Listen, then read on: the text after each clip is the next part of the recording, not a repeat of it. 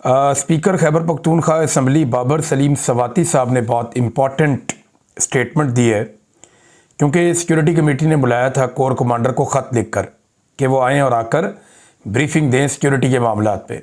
अब वो बता रहे हैं कि उसकी वजह क्या।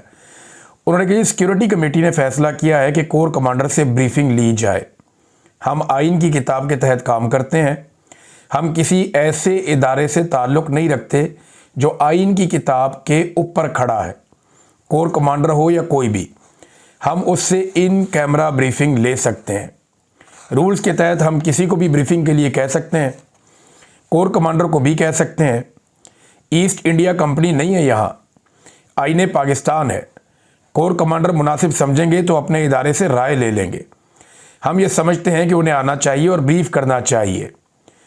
तो उन्होंने कहा जी जो हमने ख़त लिखा है कोर कमांडर को वो आइन के मुताबिक लिखा है, गलत नहीं लिखा।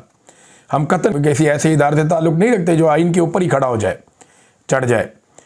और मुल्क में मार्शल लॉ नहीं है तो आइन के मुताबिक ही चीज़ें चलेंगी। हमारे सूबे में 25 साल से ऑपरेशन जारी है, 2001 से।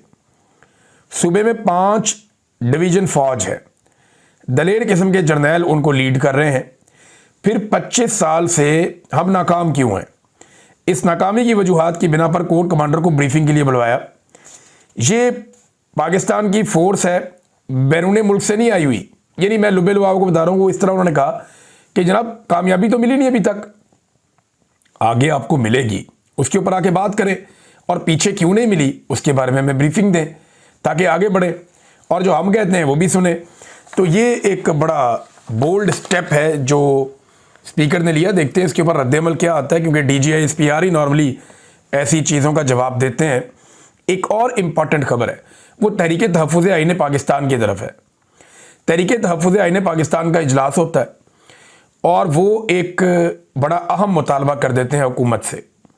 तहरीक तहफ़्फ़ुज़ आइन पाकिस्तान ने खित्ते में बिगड़ती हुई सूरत हाल, ख़ुसूसन मशरिक़ वस्ता में बहरानी कैफियत पर पार्लिमान के जॉइंट सेशन का मुतालबा कर दिया।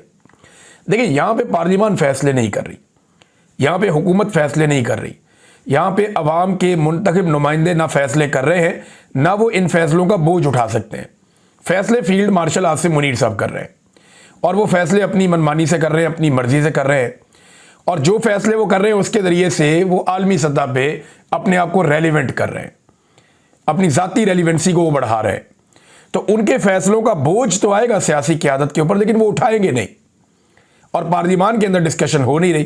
तो ये बड़ा इंपॉर्टेंट उन्होंने एक मुतालबा किया कि पार्लिमान का जॉइंट सेशन बनाया जाए। जंग अज़ीम दोम के बाद का इंटरनेशनल ऑर्डर ज़वाल पजीर है, जहां इसराइली जारहियत और फ़लस्तीनी मुसलमानों की नस्लकुशी और यूनाइटेड स्टेट्स के लातीनी अमरीका में तर्ज़ अमल ने इंटरनेशनल कवानीन की धज्जियाँ बखेर दी हैं, वहीं अक़वाम मुत्तहिदा को भी बेमानी कर दिया है। ऐसे में हुकूमत खारजा पॉलिसी और उभरती हुई बहरानी कैफियत पर पार्लिमान का फौरी जॉइंट सेशन बुलाए और इज्तिमाई शऊर और दानिश के ज़रिए से एक कौमी पॉलिसी मुरतब दी जाए। हमसाया बरदर इस्लामी मुल्क ईरान के ख़िलाफ़ भी साम्राज्य और इस्तेमारी क़ुव्वतें घेरा तंग कर रही हैं और मगरबी मीडिया के तवस्सुत से एक ऐसा माहौल बनाया जा रहा है जिसको बुनियाद बनाकर हमसाया इस्लामी मुल्क ईरान की खुद मुख्तारी पर ज़रब लगाई जा सकती है। पाकिस्तानी अवाम में तशवीश है और तहरीक तहफ़्फ़ुज़ आइन पाकिस्तान तजवीज़ करती है कि हुकूमत इस सारी की सारी जो बहरानी कैफियत है, संजीदगी से इसके ऊपर खित्ते के असरात और पाकिस्तान के ऊपर जो इसके असरात होंगे, एक इजलास पाकिस्तान बुलाए और हमसाया ममालिक का इजलास भी बुलाए ताकि एक मुश्तरका लाएअमल भी तरतीब दिया जा सके। तो अब तो इन्होंने कहा जॉइंट सेशन पार्लिमान का होना चाहिए। देखिए, इसमें एक चीज़ मैं आपको बताऊं कि कुछ हमारे दानिश्वर हैं जो एस्टेब्लिशमेंट के बहुत करीब हैं, टाउट्स किस्म के लोग हैं, वो ये बार बार कहना चाह रहे हैं या पोर्ट्रे करना चाह रहे हैं कि अगर ईरान के ऊपर हमला कर दिया अमेरिका ने तो इसका पाकिस्तान को फ़ायदा हो जाएगा। यानी वो बार बार ये तासुर देते हैं कि अगर अमेरिका ईरान के ऊपर अटैक कर देता है और ईरान में रजीम चेंज हो जाता है तो ये पाकिस्तान के लिए नेक शगुन है, पाकिस्तान को इसमें फ़ायदा होगा। मेरे ख्याल में ये बेवकूफ़ लोग हैं, इन्हें आइडिया नहीं है। लेकिन जंगें जो है ना वो जर्नैलों को सूट करती हैं, फ़ौजों को सूट करती हैं, या कुछ हुक्मरान हैं उनको सूट करती हैं, सौदा बेचने के लिए मिल जाता है उनको इलेक्शंस में। अवाम को कभी भी जंग सूट नहीं करती। अवाम को, गरीब मुल्कों को जंग हमेशा नुकसान पहुंचाती है। देखिए, इन्हीं ख्वाहिशात के साथ हम अमेरिका को घेर घार के ले आए थे पहले, और अरब ममालिक को घेर के ले आए थे अफ़गानिस्तान में। हमने पहले यहाँ पे एक जहाद लड़ा, फिर हमने दहशतगर्दी के खिलाफ एक जंग लड़ी, और इस चक्कर में हमने पाकिस्तान का सत्यानाश कर दिया। हमने 1 लाख के करीब लाशें उठा ली। बलूचिस्तान में हमने कोई 10,000 लाशें उठा ली। क्लाशनकोफ कल्चर पाकिस्तान में आ गया। खौफनाक किस्म की मंशियात पाकिस्तान में आ गई। पाकिस्तान में एक अजीबोगरीब किस्म की लाकानूनियत आ गई, और ये सारा कुछ हमारे जर्नैलों की पॉलिसियों की वजह से हुआ। वो जो जर्नैल थे उनके बच्चों की शुगर मिले आज, उनके पास पैसा ही पैसा है, वो आज भी इक़्तिदार में है, मौजों में है, जो उन जंगों के दौरान इस्तेमाल हुए। जर्नैलों की तो मौजें लग गई, उनके बच्चों की भी, लेकिन कौम वो आज भी अपना खून बहा रही है। फौजी जवान वो आज भी अपना खून बहा रहे हैं। देखिए, उन जर्नैलों के बच्चे अरब खरबपति हैं।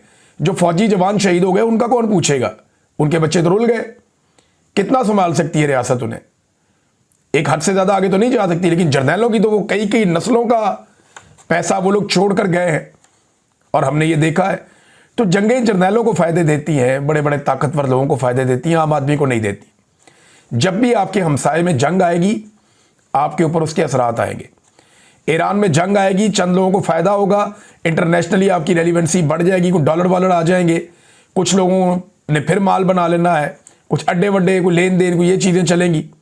लेकिन अल्टीमेटली अगर खित्ते के अंदर आपका एक हमसाया मुल्क और डिस्टेबलाइज हो जाता है, तो याद रखिएगा, ईरान के बाद बारी पाकिस्तान की है। ईरान के ऊपर तो ये प्रॉब्लम है ना, इसका मिसाइल का जो एक निज़ाम है वो इजराइल तक जाता है, जाके वहाँ पे अटैक कर सकता है, यूरोप तक जाता है, या अमेरिकन अड्डों तक जाता है।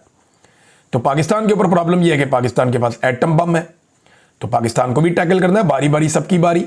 ये बात आज से नहीं, गुज़िश्ता कई दहाइयों से हो रही है कि जब भी कभी ईरान की बारी आएगी तो उसके बाद पाकिस्तान की बारी आएगी।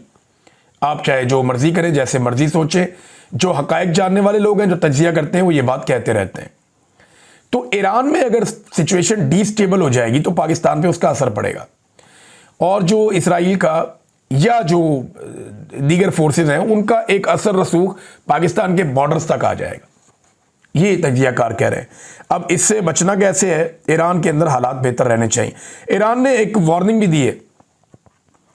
उन्होंने कहा जी, अगर अमेरिका हमारे ऊपर हमला करेगा तो हम मजबूरन सऊदी अरब में, कतर में और यूएई में जो अमरीकी अड्डे हैं उन्हें तबाह कर देंगे।